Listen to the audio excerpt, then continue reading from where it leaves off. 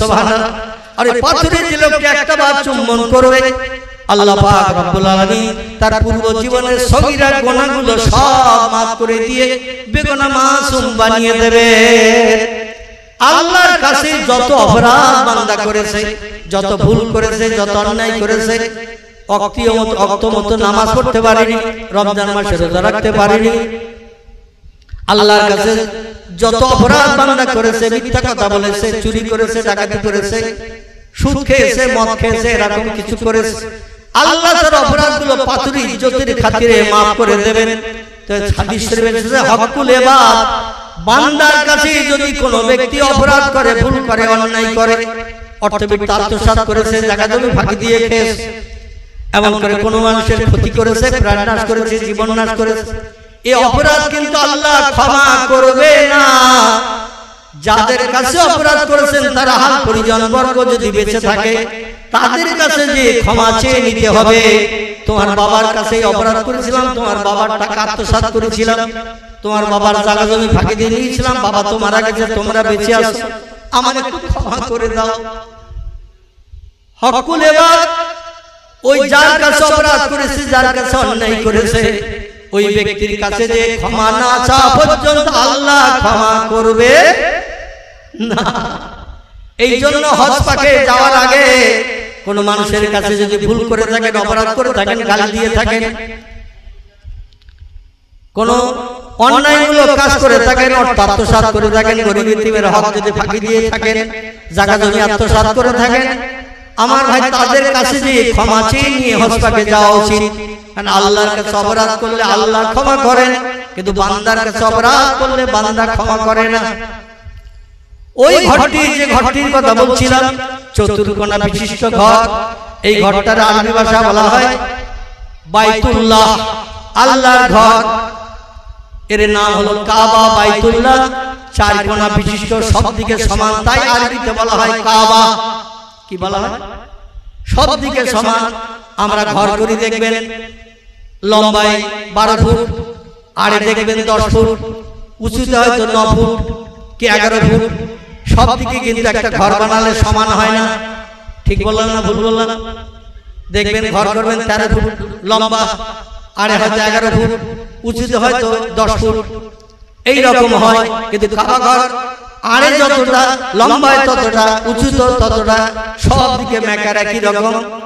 আল্লাহ পাক রব্বুল আলামিন এই কাবা ঘরের ওসিলা করে যত নেয়ামত মক্কা শরীফে দান করেছেন, সমস্ত নেয়ামতগুলো আল্লাহ আমাদের দিকেই করে রেখেছেন। একটু চিল্লায়ে বলুন সুবহানাল্লাহ, নারায়ে তাকবীর। যত নেয়ামত মক্কা শরীফ আল্লাহ দিয়েছেন উম্মতে মুহাম্মাদীদের কল্যাণের জন্য, সমস্ত নেয়ামতগুলো আল্লাহ আমাদের দিকে করে দিয়েছেন। কাবা ঘরের একটাই মাত্র দরজা, পশ্চিমে নাই, উত্তরে নাই, দক্ষিণে নাই। আমরা কাবা ঘরের পূর্ব দিকে বাস করি, ভারতের মানুষ। আল্লাহ দরজাটা আমাদের দিকে করে দিয়ে রেখেছেন। বর্ণনাকারীদের মতে ওই দরজায় 186 কেজি সোনা পূর্বে ছিল, বর্তমানে এখন 210 কেজি সোনা কাবা ঘরের দরজায় পাতাম করে লাগানো আছে। জোরে বলুন সুবহানাল্লাহ। কতটা সোনা? 210 কেজি সোনা পাতাম করে, যেমন স্টিলের আলমারিটারে বানানো হয় না শোকেস টোকেস, লোহার হালকা পাতাম চাদর, ঠিক ওই রকম সোনার হালকা পাতাম চাদর বানিয়ে কাবা ঘরের দরজায় লাগানো আছে। আল্লাহর কোরআনের আয়াতগুলো, সূরাগুলো সব লিপিবদ্ধ করা আছে। জোরে বলুন সুবহানাল্লাহ। আমাদের দেশে কোন মসজিদে যদি 1 কেজি সোনার দরজায় কেউ লাগিয়ে দেয়, আল্লাহ আওকাত দিয়েছে, অর্থ দিয়েছে, জায়গা জমি দিয়েছে, ব্যাংক ব্যালেন্স দিয়েছে, তো মসজিদে আর কি কোনো কাজ তো বাকি নেই। পাথর টাথর টালি সব লাগানো হয়ে, দরজা জানলা সব লাগানো হয়ে গেছে। একজন ব্যক্তিকে আল্লাহ বর্তমান যুগে একটু আওকাত দিয়েছে, টাকা পয়সা দিয়েছে, কোটি কোটি টাকা, বলে আমি আর মসজিদে কি দেব? তো মুসলিম বলছে চাচা কাজ তো সব শেষ হয়ে গেছে, তুমি তো আগে তেমন দিতে পারো না, পাড়া প্রতিবেশীর কাছ থেকে কালেকশন করে সব কমপ্লিট করা হয়েছে। তো বলে তাহলে এক কাজ করি, আমারও কবরে যে একটু সওয়াব হওয়ার ইচ্ছা আশা রয়েছে, তো আমি 1 কেজি সোনা পাতাম করে দরজার গায়ে লাগিয়ে দেই। আপনাদের পাতিলা চন্দ্র মসজিদ আছে না রাস্তার ধারে? মসজিদের দরজায় যদি 1 কেজি সোনা পাতাম করে লাগিয়ে দেয়, কিছু লোকের রাত্রি ঘুম হবে? এ কথা বলে শুধু খোঁজ নেবে মোতাল্লি নাক ডাকিয়ে ঘুমোচ্ছে বা ইমাম সাহেব পাশের ঘরে ঘুমোচ্ছে না, জেগে আছে। যদি একবার নাকের আওয়াজ পায় গোবর সাপের নাকের মতো, ও সোনা দরজায় রাখবে? কথা বলে রাখবে? সোনা দরজায় রাখবে না। যদি অন্তত 500 ছাড়িয়ে নিয়ে যেতে পারে, 2-10 বছরের চিন্তা ভাবনা থাকবে না। 210 কেজি সোনা যে দরজার গায়ে লাগানো আছে, হাজার হাজার হাজিরা ওই দরজায় হাত লাগিয়ে লাগিয়ে ওকে চুম্বন করছে। কেউ একটু খামসা কেটে 2-1 রতিও তোলার চিন্তা ভাবনা করে না। জোরে বলুন একটু সুবহানাল্লাহ। মক্কার খাবার চাতরে যখন হাজিরা চলে যায়, মাসুম বাচ্চাদের মতো মনটা নরম হয়ে যায়। আমার ভাইরা, ওই দরজাটা পশ্চিমে নাই, উত্তরে নাই, দক্ষিণে নাই। আমরা ভারতের মুসলমান নবীর উম্মত সব থেকে বেশি। জোরে বলুন একটু সুবহানাল্লাহ। 55টির মতো মুসলিম দেশ আছে পৃথিবীতে। ইরাক আছে, ইরান আছে, কুয়েত আছে, জর্ডান আছে, পারস্য আছে, তুরস্ক আছে, লিবিয়া আছে, নাইজেরিয়া, মালয়েশিয়া, ইন্দোনেশিয়া মুসলিম দেশ আছে, মিশর আছে, এমন করে প্যালেস্টাইন আছে, মুসলিম দেশ সমস্ত আছে, সৌদি আরব, আরব শাহী আছে। কোন দেশে এত মুসলমান নাই। আল্লাহ হিন্দুস্তানের জমিনে নবীর উম্মতের সংখ্যা সব থেকে বেশি করে দিয়েছেন। জোরে বলুন একটু সুবহানাল্লাহ। বর্তমান আমরা হিন্দুস্তানের মুসলমান, আমাদের সংখ্যা 34 কোটি সুই সুই। চিল্লায়ে বলুন একটু আল্লাহু আকবার। পৃথিবীর কোন দেশে এত মুসলমান নাই। নবীর উম্মত ভারতবর্ষের জমিনে সব থেকে বেশি। আল্লাহ তাই কাবা ঘরের দরজাটা আমাদের উম্মতি মুহাম্মাদি ভারতের মুসলমানদের দিকে দিয়ে রেখেছেন। জোরে বলুন একটু সুবহানাল্লাহ। শুধু তাই নয়, ইব্রাহিম নবীর পদচিহ্ন 2টি পাথর কাবার দরজার সামনের দিকে, এই পূর্ব দিকে লাগানো রয়েছে, যাকে মাকামে ইব্রাহিম বলা হয়। এটা উত্তরে নাই, দক্ষিণে নাই, পশ্চিমে নাই। এই পাথর দুটো আমাদের দিকে গোলার মতো ঘর তৈরি করে, মাঝখানে কাঁচ দিয়ে ঘেরা, নিচে কোমর সমান পাথর দিয়ে ঘেরা, উপরটা আমাদের ধানের গোলার মতো গোল করে ছাওয়া। এই ঘরটির নাম হলো মাকাম ইব্রাহিম। ইব্রাহিম নবীর পদচিহ্ন 2টি পাথর, যে পাথরের উপরে দাঁড়িয়ে গেলেই গ্যাস বেলুনের মতো ইব্রাহিম নবীকে উঁচু করে নিয়ে ওই উঁচু দেওয়ালে পাথর গাঁথার জন্য, পাথর গাঁথার জন্য সুযোগ করে দিয়েছিলেন। যখন যেদিকে পাথর যেতে বলতেন, সঙ্গে সঙ্গে পাথর শূন্যে ঘুরে ঘুরে সেই দিকে দেওয়াল গাঁথার সুযোগ করে দিত। জোরে বলুন সুবহানাল্লাহ। এখনো গেলে দেখতে পাওয়া যায় কম বেশি 5,500 বছরের মতো হয়ে গেছে। পাথর দুটো এখনো মক্কার কাবার চাতরে আমাদের দিকে সংরক্ষিত করে সুন্দর করে সাজানো রয়েছে। কোন মানুষ যখন 7 বার কাবা শরীফ পাক দিয়ে তওয়াফ করে, একটা তওয়াফ কমপ্লিট করে, কাবা ঘরকে 7টা বার পাক না দিলে একটা তওয়াফ কমপ্লিট হয় না।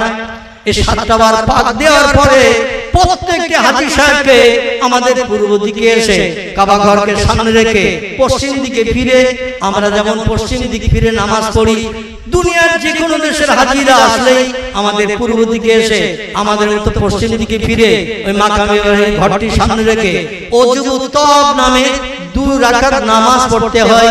এই 2 রাকাত এই নামাজ না পড়া পর্যন্ত কোন ব্যক্তির তওয়াব কমপ্লিট হয় না। জোরে বলুন একটু সুবহানাল্লাহ।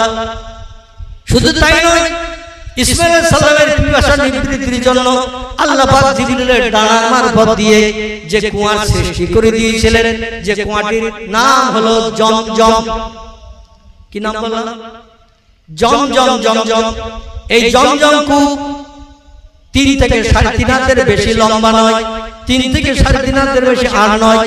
আমি 2002 সালে প্রথমবার যখন গেলাম, 32টি দিন এই জমজম কূপের গোড়ায় যেয়ে পানি পান করার সুযোগ পেয়েছিলাম।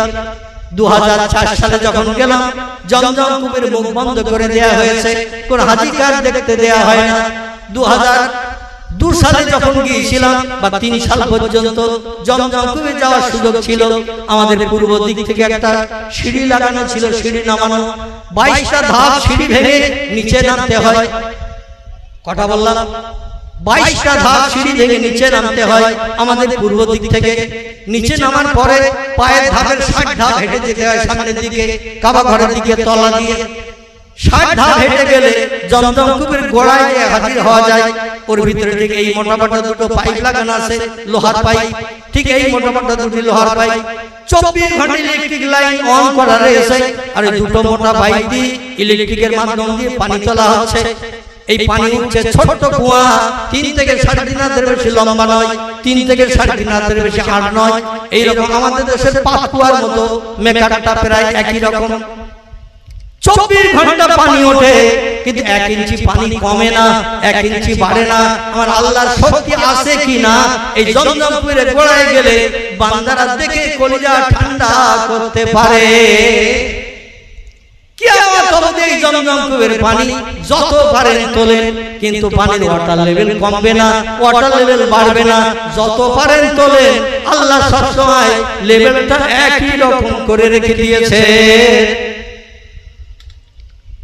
আমার ভাইরা, প্রিয় নবী মুহাম্মদ রাসূলুল্লাহর ইজ্জতের খাতিরে ইসমাঈল আলাইহিস সালামের পিপাসা নিবৃত্তির জন্য আল্লাহ এই কুয়াটা বানিয়েছিলেন। তবে এখন আর হাজীদের দেখতে দেয়া হয় না, মুখ অটোমেটিক বন্ধ করে দেয়া হয়েছে। এই কুয়াটা কিন্তু পশ্চিমে নাই কাবা ঘরের, উত্তরে নাই, দক্ষিণে নয়, আমাদের পূর্ব দিকে। জোরে বলুন সুবহানাল্লাহ। আমরা কত বড় সৌভাগ্যবান নবীর উম্মত। আল্লাহ যত নেয়ামত মক্কা শরীফে সব আমাদের দিকে দিয়ে রেখেছেন। কারণ হাশরের মাঠে আমরা উম্মতে মুহাম্মাদি ভারতের মুসলমান নবীর সংখ্যার দিকে গর্ব করার সুযোগ করে দেব। সব দেশের মুসলমানদের থেকে আমাদের সংখ্যা হাশরে বেশি হবে, আর আমাদের দেখিয়ে নবী সব নবীর উম্মতদের থেকে ইজ্জত বেশি পাবেন। জোরে বলুন একটু সুবহানাল্লাহ। সাফা পাহাড় আমাদের দিকে, মারওয়া পাহাড় আমাদের দিকে। আমার ভাই, আমাদের পূর্ব দিকে দুটি পাহাড়, মাঝখানে ডিফারেন্স হলো আমার পায়ের ধাপের এমন করে 530 ধাপের রাস্তা। কতটা বললাম? 530 ধাপ পায়ে হাঁটলে যতটা যেতে পারবেন। এই সাফা মারা দুটো পাহাড়, এর মাঝখানে ডিসটেন্স হলো ততটা। এই দুটি পাহাড়ে মা হাজেরা 7 বার দৌড়াদৌড়ি করেছিল বলে দুনিয়ার যত হাজী হজ করতে যায়, এই সাফা মারায় প্রত্যেকটি হাজী নারী পুরুষ সবাই ওই দুটো পাহাড়ে 7 বার আপ ডাউন করতে হয়। এই পাহাড় দুটো পশ্চিমে নাই, উত্তরে নাই, দক্ষিণে নাই, আল্লাহ আমাদের পূর্ব দিকে করে রেখেছেন। চিল্লায়ে বলুন একটু সুবহানাল্লাহ। শুধু কি তাই? শুনলে তাজ্জব হয়ে যাবে। পয়গম্বর মুহাম্মদ রাসূলুল্লাহর জন্মভূমির ঘর যেটি এখনো সৌদি সরকার সংরক্ষণ করে রেখেছেন। হেরেমের মসজিদ থেকে বাইরে বেরোলে একটা সাদা পাথরের বিশাল বড় একটা চাতওয়ালা ইতালিয়ান শ্বেত পাথর। সূর্যের রৌদ্র যত পড়ে এ পাথর বরফের মতো তত ঠান্ডা হয়। এর নাম ইতালিয়ান শ্বেত পাথর। যত রৌদ্র পড়বে তত বরফের মতো ঠান্ডা হবে। হাজরে রৌদ্র মালম হবে না, এই জন্য রৌদ্রের সময় পাথর উপরে বসে বসে হাজরা সময় কাটায়। জোরে বলুন সুবহানাল্লাহ। এই সাফা মারওয়া সাইড থেকে বাইরে বেরিয়ে আসলে আপনাকে আমাকে সাদা পাথরের চাতলটা দেখার সুযোগ হয়ে যাবে। লোহার ব্যারিকেড করে ঘেরা আছে। একেবারে আবু কুবাইস পাহাড় থেকে নিয়ে আবু জাহেলের বাড়ির এরিয়া থেকে একেবারে মারওয়া পাহাড়ের কিনারা পর্যন্ত লোহার ব্যারিকেড করে ঘেরা। এখানে পয়গম্বর মুহাম্মদ রাসূলুল্লাহ চাচাদের বাড়ি ছিল। কারো নাম হারেস, কারো নাম মুকাবে, কারো নাম হামজা, কারো নাম আব্বাস, কারো নাম আবু তালেব, কারো নাম আবু লাহাব, কারো নাম আব্দুল্লাহ। এরা ভাইতে ছিলেন 10 জন। এই 10 জন ভাইয়ের ঘর ছিল ওই সাদা পাথরের চাতলটার ভিতরে। সৌদি সরকার লোহার ব্যারিকেড করে গ্রিল লাগিয়ে ব্যারিকেড করে ঘিরে রেখেছেন। 255 ধাপ পায়ে হেঁটে যেতে হয় এই ব্যারিকেডটি। গেলে বাইরে বেরোনো যায়, বাইরে আসলে লাল পাথরের চাতল। হাজী সাহেব যারা হজ করে এসেছেন আমার কথা একমত হতে পারবেন, কারণ তথ্যটা হয়তো তারা গণনা করেননি, তবে মোটামুটি আমার কথা একমত হতে পারবেন। বাইরে বেরোলে লাল পাথরের চাতল, এই লাল পাথরের চাতলটা 175 ধাপ পায়ে হাঁটতে হবে। 175 ধাপ পায়ে হেঁটে পূর্ব দিকে আসলে পাহাড়ের কিনারে একটা দুতলা বিল্ডিং বানানো রয়েছে। আরবিতে সাইনবোর্ডে লেখা আছে মওদুন নবী সাল্লাল্লাহু আলাইহি সাল্লাম, বিশ্ব নবীর নামে একটা পাঠাগার, লাইব্রেরি ঘর। জোরে বলুন একটু সুবহানাল্লাহ। এখান থেকে 1450 বছর আগে ওই ঘরটায় পয়গম্বর মুহাম্মদ রাসূলুল্লাহ জন্মগ্রহণ করেছিলেন। একটু চিল্লায়ে বলুন সুবহানাল্লাহ। এই ঘরটা কাবা ঘরের পশ্চিমে নেই, উত্তরে নেই, দক্ষিণে নেই। এই ঘরটা আমাদের পূর্ব দিকে আল্লাহ পয়গম্বরকে জন্মগ্রহণ করেছিলেন। নবী যখন জন্মগ্রহণ করেছেন খেজুরের পাতার মাঝখানে ডেটা দিয়ে বেড়া বানানো ছিল, আর খেজুরের পাতা দিয়ে উপরটা ছাউনি দেয়া ছিল। মা আমিনা রাদিয়াল্লাহু আনহার জন্য দুটি দরজা বানানো ছিল ঘরটার, একটি দরজা পশ্চিম দিকে, একটি দরজা উত্তর পূর্ব কর্নার দিকে। এখনো গেলে নিদর্শন দেখতে পাবেন। পয়গম্বর মুহাম্মদ সাল্লাল্লাহু আলাইহি ওয়াসাল্লাম যখন কাজায়ে হাজাতের প্রয়োজনে পেশাব পায়খানার জন্য বাইরে বেরোতেন, ওই উত্তর পূর্ব কর্নারের দরজা দিয়ে বাইরে পাহাড়ের দিকে বেরোতেন, আর পশ্চিম দিকে ছিল সদর দরজা। এটা দিয়ে সাহাবী তিনি জমজমের পানি নেওয়া থেকে শুরু করে বিভিন্ন কাজকর্মের জন্য বাইরে বেরোতেন।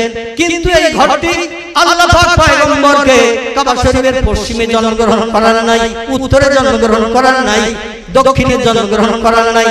আমরা ভারতের মুসলমান নবীর উম্মত, পয়গম্বরকে আল্লাহ আমাদের দিকেই জন্মগ্রহণ করিয়েছেন। চিল্লায়ে বলুন একটু সুবহানাল্লাহ। তাহলে এখানে আমি একটা তথ্য আপনাদের কাছে দিতে চাইছি বা জানতে চাইছি, সেটি হলো কোন দেশের মুসলমানরা পয়গম্বরের দেশের মর্যাদা পেতে পারেনি, নমুনা নিয়ে তারা গর্ব করতে পারেনি। আমরা যতটা পেরেছি, এজন্য আমাদের নবীর উম্মত একটু ভালো হয়ে সাজার দরকার আছে না নাই? এই তথ্যগুলো এই জন্য দিলাম, নবীর উম্মত আমাদের থেকে সবথেকে স্বচ্ছ ভালো প্রিয় উম্মত হওয়ার দরকার আছে না নাই? কারণ যত নেয়ামত আল্লাহ আমাদের দিকে দিয়েছেন, সেই নেয়ামতের ইজ্জতের খাতিরে উম্মতে মুহাম্মদ হিসাবে সব দেশের নবীর উম্মতের থেকে আমাদের একটু মর্যাদাবান উম্মত হওয়ার দরকার আছে কিনা? কিন্তু দুর্ভাগ্য, বিশ্ব নবী বলছেন মান আহাব্বা সুন্নতি ফাকাদ আহাব্বানি ওয়া মান আহাব্বানি কানা মাই ফিল জান্নাহ। যে লোকটা আমার মতো মাথায় টুপি দিল, আমার মতো মুখে দাড়ি রাখলো, আমার মতো হাঁটুর নিচে লম্বা জামা পরিধান করলো, ও দুনিয়ার মানুষ ফাকাদ আহাব্বানি, সেদিন আমি মুহাম্মদ আমারে ভালোবাসলো। ওয়া মান আহাব্বানি, যে লোকটা আমারে ভালোবাসলো, কানা মাই ফিল জান্নাহ, সেই লোকের আমি আল্লাহর বেহেশতের ভিতরে এক জায়গায় বসে বসে সুভোগ করব। চিল্লায়ে বলুন একটু সুবহানাল্লাহ। আমি আপনাদের কাছে জিজ্ঞাসাবাদ করি, বেহেশতের ভিতরে সবথেকে উত্তম জায়গা, ভালো জায়গা, দামি জায়গা কার নসিবে চড়বে? কথা বলেন। জান্নাতের ভিতরে সবথেকে উত্তম জায়গা, দামি জায়গা, ভালো জায়গা, সৌন্দর্যমণ্ডিত জায়গা কার জন্য জড়বে একটু বলেন? কার জন্য? ঘুমাচ্ছে? হয়নি, উত্তর হয়নি। একটু কথা বলেন। আপনাদের ভুল হলে আমি আসি, আর আমার ভুল হলে আপনারা আসেন, ধরিয়ে দেবেন। তাহলে আমরা উভয় সংশোধন হতে পারবো, ঠিক কিনা? সবথেকে উত্তম জায়গা, দামি জায়গা, ভালো জায়গা জান্নাতের ভিতরে স্পেশাল দামি ঘর কার জন্য জড়বে? কেউ বলতে পারবে না? আমার ভাইরা, আল্লাহ যারে না বানালে কিছুই বানাতেন না, তিনি হলেন সাইয়্যিদুল আম্বিয়া, রাহমাতাল লিল আলামিন, খাতামান নবিয়্যিন, শাফিউল মুজনাবিন, রাহিতুল আশিকিন, মুরাদুল মুস্তাকিন, সিরাজুস সালিকিন, মিসবাহুল মুকাররাবিন, জাদ্দুল হাসান আল হুসাইন, আবুল কাসিম, যার মধুর নাম মুহাম্মাদুর রাসূলুল্লাহ সাল্লাল্লাহু আলাইহি ওয়াসাল্লাম। চিল্লায়ে বলুন একটু সুবহানাল্লাহ। টোটাল সাতখানা জাহান্নামের ভিতরে সবথেকে দামি জায়গা যার জন্য জুড়বে, তিনি হলেন আমাদের পয়গম্বর, আমাদের নেতা, আমাদের নবী মুহাম্মদ রাসূলুল্লাহর জন্য। জোরে বলুন একটু সুবহানাল্লাহ। নেই বলছেন আমার সুন্নতের পায়রবি যারা করবে, সুন্নত বলতে বিশ্ব নবীর জীবন আদর্শ, চাল চলন, খাওয়া দাওয়া, ওঠা বসা, বিশ্ব নবী যেমন খেতেন আমরা যদি তেমন খাই। নবীর কিছু পছন্দনীয় খাবার ছিল, এই খাবারগুলো যদি আমরা খাই, যেমন বিশ্ব নবীর প্রিয় খাবার ছিল লাউ। কি বললাম? লাউ। লাউ। নবীর প্রিয় খাবার ছিল মাশরুম। কি বললাম? আমরা যারে বলি ব্যাঙের ছাতা। কিসের ছাতা বলো? ব্যাঙের ছাতা দেখবেন, সোজা ছাতার মতো লম্বা লাগিয়ে মাথাটা একটু ছাতা মতো হয়ে থাকে, এরে বলা হয় মাশরুম। বিশ্ব নবী পছন্দ করতেন, খেতেন। আমার ভাইরা, আল্লাহ নবী মধু পছন্দ করতেন খেতেন, নবীজি দুধ পছন্দ করতেন খেতেন। আল্লাহর পয়গম্বর মুহাম্মদ রাসূলুল্লাহ তিনি স্বচ্ছ পানি পছন্দ করতেন খেতেন। প্রিয় নবী যেগুলো পছন্দ করে খেতেন, আমরা যদি সেগুলো পছন্দ করে খাই, নবীর সুন্নাত আদায় করা হলো। নবী রাস্তাঘাটে পথে যখন চলতেন মাথায় টুপি দিতেন, মুখে দাড়ি তার ছিল। রাসূল বলছেন, মান কাতাল লাহিয়া ফাকাতালানি, যদি কোনো ব্যক্তি আমার সুন্নাত দাড়ি কর্তন করে হনুমান বানর মার্কা সেজে গেল, আমি রাসূল আমার বাহ্যিক সুন্নাত হলো তিনটি। একটি হলো মাথার টুপি, 2 নম্বর মুখে দাড়ি, 3 নম্বর হাঁটুর নিচে লম্বা জামা। রাস্তাঘাটে পথে যখন আমার উম্মত বার হবে, এই 3টি জিনিস যদি বাস্তব জীবনে রূপদান করে চলে, ফাকাদ আহাব্বানি, সে আমারে যেন ভালোবাসলো। আর যে লোকটা আমারে ভালোবাসলো, কানা মাই ফিল জান্নাহ, সে লোকটার আমি আল্লাহর বেহেশতের ভিতরে এক জায়গায় বসে সুখ ভোগ করব। চিল্লায়ে বলুন একটু সুবহানাল্লাহ। আচ্ছা, সব উম্মতরা যদি নবীর এই সুন্নাত পছন্দ করে চলে, আর নবী বললেন আমি এক জায়গায় বসে তাদের নিয়ে জান্নাতে সুখ ভোগ করব, আচ্ছা সবাই যদি পালন করে তাহলে সেখানে জায়গা ধরবে সবাই? কথা বলেন, সেখানে জায়গা ধরবে? সব উম্মত ধরে মাথায় টুপি দিল, মুখে দাঁড়িয়ে রাখলো, গায়ে লম্বা চেহারা জামা দিল। রাসূল মিথ্যা কথা বলে, লোকটা মিথ্যা কথা বলল না। রাসূল জীবনে কারো মালে না বলে হাত দেয়নি, লোকটা নবীর আদর্শ মেনে কারো মালে না বলে হাত দেয়নি, চুরি করে। নবী কোনো গরিবের হক ফাঁকি দিয়ে খায়নি, আমি গরিবের হক ফাঁকি দিয়ে খাবো। নবী করে জায়গা জমি আত্মসাৎ করে জোর করে রেকর্ড করে বা লিখে নেয়নি। আমিও নবীর আদর্শ মেনে রেকর্ড করবো না, লিখে নেব না। বিশ্বনবী মুহাম্মদ রাসূলুল্লাহ জীবনে ব্যবসা করেননি, নাউযুবিল্লাহ। আমিও জীবনে কোনো নারী জোর করবো না, বিবাহিত স্ত্রী ছাড়া যৌন সঙ্গম করবো না।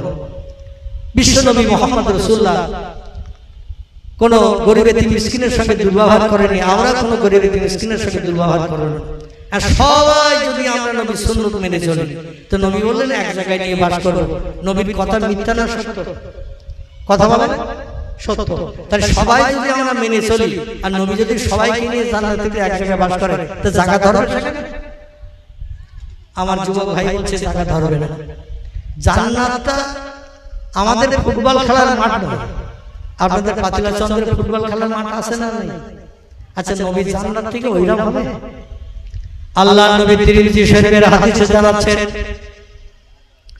হাসরের মাঠে যখন জান্নাত জাহান্নামীদের যখন হিসাব নিকাশ হবে, ফামাইয়া আমাল মিসকালা যারাতিন খায়রা ইয়ারা, যে লোকটা সারা জীবনে 100 দানা পরিমাণ ভালো কাজ করেছে, তার হাসরের ময়দানে হিসাব নিকাশ করে নেকি ওজন করে তার প্রতিদান দেয়া হবে। 100 দানা পরিমাণ সৎ কাজ করেছে, সৎ কাজের বদলা দেয়া হবে। অমাইয়া আমাল মিসকালা যারাতিন শাররা ইয়ারা, আর যে লোকটা 100 দানা পরিমাণ বদ কাজ করেছে, খারাপ কাজ করেছে, পাপের কাজ করেছে, হাসরের মাঠে নেকি বদি মিজানের পাল্লায় চাপিয়ে দিয়ে তারও সেটা দেখিয়ে দেয়া হবে। তোমার জীবনে এইটা ভুল আছে, বদ কাজ আছে, তার পাপ এতটা। আল্লাহর পয়গম্বর বলেছে, সারা জীবন কোনো ব্যক্তি নামাজ পড়েনি, সারা জীবন রমজানে রোজা রাখেনি, সারা জীবন কোরআন তিলাওয়াত করেনি, সারা জীবন কোরআন তিলাওয়াত সেখানে বসেও শুনেনি, সারা জীবনে সুবহানাল্লাহ একবারও পড়েনি, সারা জীবনে কলেমা শরীফ লা ইলাহা ইল্লাল্লাহ জীবনে একবার পড়ার সময় পায়নি, দুনিয়াদারিতে মত্ত হয়ে যে অর্থবিত্ত উপার্জনের জন্য দৌড়িয়ে দৌড়িয়ে জীবন কালি করে ফেলেছে। আল্লাহ বলেন, ইয়া আইয়ুহাল্লাযিনা আমানু লা তুলহিকুম আমওয়ালুকুম ওয়ালা আওলাদুকুম আন যিকরিল্লাহ। ও দুনিয়ার ঈমানদার মুমিন মুমিনা নরনারী, তোমরা শুনে নাও, জেনে রেখে দাও, লা তুলহিকুম আমওয়ালুকুম, তোমাদের অর্থ সম্পদ যেন তোমাদের ভুলিয়ে না দেয়, ওয়ালা আওলাদুকুম, এবং তোমাদের সন্তান সন্ততি, তোমাদের অর্থ সম্পদ এবং সন্তান আল্লাহ জিকির, আল্লাহ স্মরণ থেকে যেন তোমাদের ভুলিয়ে না দেয়।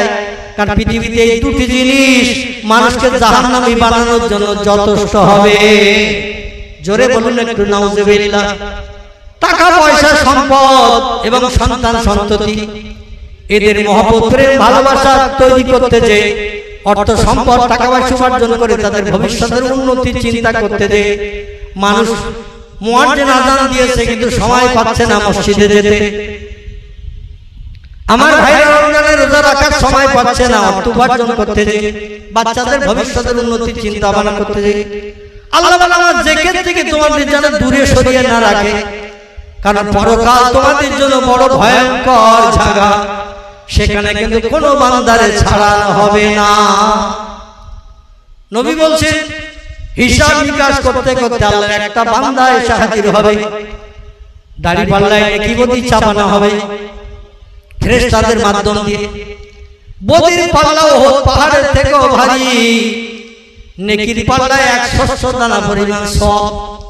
সারা জীবনের ভিতরে একবার কলেমা পড়েছে, সারা জীবনের ভিতরে একবার আল্লাহ বলেছে, হোসট খেলো বাপ গো মা গো বলে, ও রাস্তায় হোসট খেলো আল্লাহর নাম করে না, এরকম আছে না? বাপ গো মা গো বাবারে এ বলে না, বলে না, আল্লাহর নামটাও জবানে আসে না। বিপদে পড়লো মারে ডাকে, মুসিবতে পড়লে বাপের নাম স্মরণ করে, ও আব্বা গো চরম বিপদে পড়েছে একটু দেখো। সারা জীবনে একবার হয়তো আল্লাহ বলেছে, কিংবা সুবহানাল্লাহ বলেছে, কিংবা লা ইলাহা ইল্লাল্লাহ পড়েছে। আমার ভাইরা আলহামদুলিল্লাহ একবার বলেছে, আল্লাহু আকবার একবার বলেছে। যে যেমন মুহাব্বতের সঙ্গে বলবে তার নাম হলে সব আল্লাহ তত বেশি বেশি দান করবেন। জোরে বলুন একটু সুবহানাল্লাহ। লোকটা মুহাব্বতের সঙ্গে বলিনি, একটু জবানে এসেছে বলেছে আল্লাহু আকবার, কি লা ইলাহা ইল্লাল্লাহ, কিংবা সুবহানাল্লাহ, কিংবা আলহামদুলিল্লাহ, এই রকম জবানে শুধু একটু মৌখিক বলেছে। আল্লাহ যেমন অন্তরের সঙ্গে বলেছে তেমন সব, সবটা হলো সরিষার দানা নাই। কতটা সরিষার দানা? মোটা তো নাকি মটলের মতো তো নাকি সরিষার দানা? কোরআনের ভাষায় বলা হয়েছে জাররা। কি হয়েছে? জাররা। তাফসীর কারকেরা কোরআনের তাফসীরে জাররা শব্দের ব্যাখ্যা করে বলছেন, একটা কাপড় ভিজিয়ে নিংড়াবেন, কাপড় ভিজিয়ে নিংড়াবেন, নিংড়ানোর পরে দেখবেন টপ টপ করে ভিজে কাপড় থেকে পানি পড়ে। যখন আর পানি পড়ছে না ওই সময় কাপড়টা খুলে ফেলবেন, খুলে একটু ঝাড়া মারবেন। আচ্ছা এই কাপড়টা খুলে ঝাড়া মারলে হালকা কাতরা পানি বার হয় না? হয় না? কথা বলেন। কাপড় নিংড়ানোর পরে খুলে ফেলে ঝাড়া মারলে হালকা কুয়াশা মার্কা পানি, সামনে কোনো ব্যক্তি থাকলে তার গায়ে হালকা কুয়াশা কাতরা মার্কা পানি লাগবে না? লাগবে না? এই কুয়াশা কাতরা মার্কা পানি যেটা দূরবীক্ষণ যন্ত্র ছাড়া চোখে দেখা যায় না, সরিষার দানা থেকেও শত শত গুণে ছোট কাতরা কুয়াশা পানি। পয়গম্বর বলছেন আমার উম্মতের ভিতরে একটা উম্মত তার নেকির পাল্লায় কাতরা মার্কা জাররা পরিমাণ সওয়াব হয়েছে।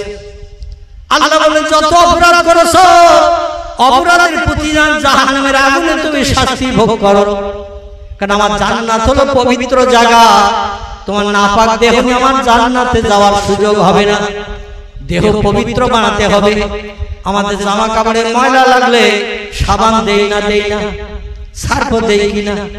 দেখবেন বিভিন্ন আমরা পাউডার ব্যবহার করি, ময়লা দাগ টাগ লাগলে জামা কাপড় পরিষ্কার জন্য। আল্লাহ যে তোমাদের দেহে যে ময়লা মাখি আসবে, সুদের ময়লা, ঘুষের ময়লা, সিনেমার ময়লা, যাত্রার ময়লা, ব্যভিচারের ময়লা, তাসের ময়লা, জুয়ার ময়লা, এইভাবে যত ময়লা মাখি আসবে তোমাদের দেহের ময়লা পরিষ্কার করার জন্য আমি সাবান বানিয়ে রেখেছি। এই সাবানের নাম হলো জাহান্নামের আগুন সাবান। কি সাবান? জাহান্নামের আগুন সাবান বানিয়ে রেখেছি। যত পারো ময়লা মেখে আসো, আমার ফেরেশতা ধোপারাও রেডি আছে, জাহান্নামের দরজা দিয়ে ভিতরে ঢুকিয়ে দেবে, আর আগুন সাবান দিয়ে দিয়ে ময়লা পরিষ্কার করা হবে। হাজার হাজার বছর ধরে পুরানো হবে। লা ইয়ামুতু ওয়ালা ইফরিস ফিহা। জাহান্নামের আগুনে পুড়লে জীবনে কোনোদিন মরণ হবে না। ওয়ালা ইফরিস ফিহা। আর কোন বন্ধু এসে কোনদিন জাহান্নামের আগুন থেকে টেনে তোমারে বাইরে পার করবে না। ইয়াউমা ইয়াফিরুল মারউ মিন আখিহি ওয়া উম্মিহি ওয়া আবিহি ওয়া সাহিবাতিহি ওয়া বানিহি ওয়াল আখি। আল্লাহ কোরআনে তত্ত্ব কোট করে দিয়েছেন হাসরের মাঠ যেদিন হবে, কিয়ামতের ময়দান শুরু করা হবে। দুনিয়ার সব দেশের মানুষদের কবর থেকে উঠিয়ে হাসরের মাঠে হাজির করা হবে। সেদিন চুলচেরা বিচার করা হবে। অকিমুল ওয়াজনা বিল কিসতি ওয়ালা তুকসিরুল মিজান। 100 দারাজের পরিমাণ আমি আল্লাহ কারোর বিচারের ব্যাঘাত ঘটাবো না, কারো আবার বাড়তি সুযোগ দেব না। যে যেমন আমল করে এসেছে মিজানের দাড়ি পাল্লায় সূক্ষ্ম বিচার করা হবে। কারো বাড়তি ফ্যাসিলিটি দেওয়া হবে না, কারো বাড়তি বিপদে ফেলা হবে না। কারণ আমি আহকামুল হাকিমিন, বিচার করব ন্যায় বিচার। সেদিন বাপ ছেলেরে চেনবে না, ছেলে বাপের চেনবে না, মা মেয়ের চেনবে না, মেয়ে মায়ের চেনবে না, ভাই ভাইয়ের চেনবে না, বোন ভাইয়ের চেনবে না, স্বামী স্ত্রীর চেনবে না, স্ত্রী স্বামীর চেনবে না, সন্তান বাপকে চেনবে না। আল্লাহ বলছেন ইয়াউমা ইয়াফিরুল মারউ মিন আখিহি উম্মিহি ওয়া আবিহি ওয়া সাহিবাতিহি ওয়া বানিহি। কেউ কারো হবে না। সেদিন যা সে নিজের জন্য নিজেকেই ওই হাসরের মাঠে দগ্ধ হতে হবে। আল্লাহর নবী নাসাই শরীফের হাদিসে জানিয়ে দিয়েছেন ওই জান্নাত পরিমাণ সৎ কাজ আর সারা জীবনের সব বদ কাজ, এই বদ কাজের কারণে জাহান্নামের আগুনে পড়িয়ে পড়িয়ে পড়িয়ে পড়িয়ে গায়ের ময়লাগুলো সাবান দিয়ে যখন পরিষ্কার হয়ে যাবে, ওই লোকটারে আল্লাহ ফেরেশতাদের দিয়ে জাহান্নাম থেকে টেনে বার করবেন। এ মালিক, জাহান্নামের দরওয়ানের নাম হলো মালিক। কি নাম? মালিক। মালিক, ও মালিক, আমার ওই বান্দা তো পুড়ছে যুগ যুগ ধরে, লক্ষ লক্ষ বছর ধরে। ওই বান্দার গায়ে আর ময়লা আছে নাকি? মালিক বলবেন লা ইয়া রাব্বি, সব থেকে বেশি বেশি পুড়িয়েছি তোমার এই বান্দাকে। আর বান্দাদের আগে আগে পুড়িয়ে পুড়িয়ে ময়লা ধরিয়ে দিয়ে সব জান্নাত হালাল বানিয়ে দিয়েছি। এই বান্দার জীবনে যারা পরিমাণ সৎ কাজ ছিল সব পাপ, যার কারণে একে পড়ানো হয়েছে বেশি ময়লা পরিষ্কারের জন্য। আল্লাহ বলেন আর ময়লা আছে? বলে না। বলে তাহলে পার করে দে।